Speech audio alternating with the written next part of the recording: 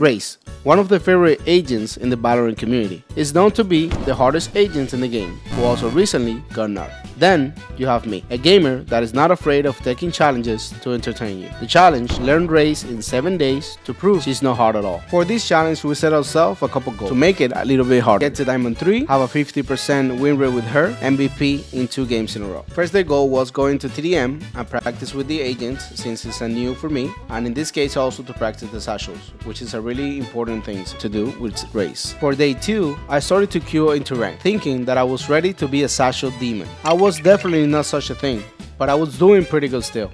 My aim was allowing me to still perform, even though I have always played smokes since I started playing Valorant. But the real problem was my satchels. Oh man, they were rough. So for day 2, besides playing my rank games, I practiced for an hour my satchels on the maps that I struggled the most. I spent the whole day doing this, and oh boy, it definitely paid off.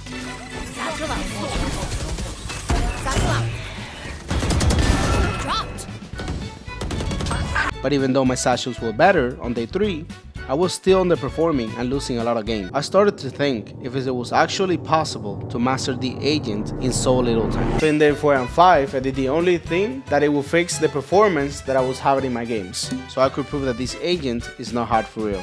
I started watching YouTube videos for 2 days straight. From montages to tutorials to pro games, I binge watched this while I work while still playing my ranked games at night. This is everything I learned from it. There are actually lineups for nades and boombots. Surprise was an understatement. I'm just gonna show you one that is game changing to give you an example. Over there.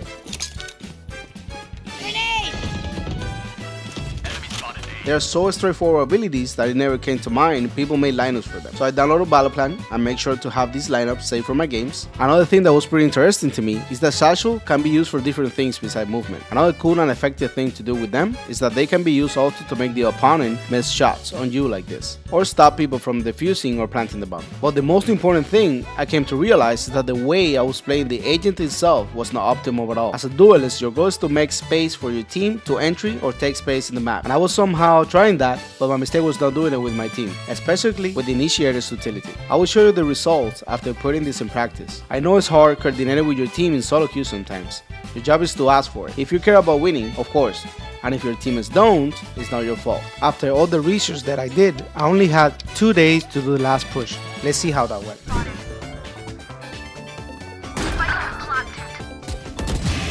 One down. Boom. ADM, bro. One enemy remaining. Last player standing. My ult's ready. There. Grenade! No people. My ult's ready. Grenade! Reloading.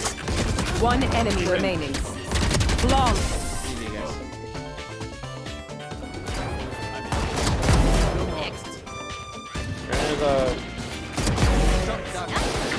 That's Marshall here.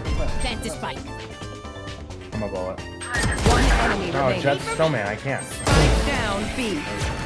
Holy shit, Raze. Okay, who's got this now?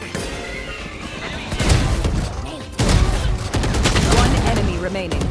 Spike down. And the result was Diamond 2. I know.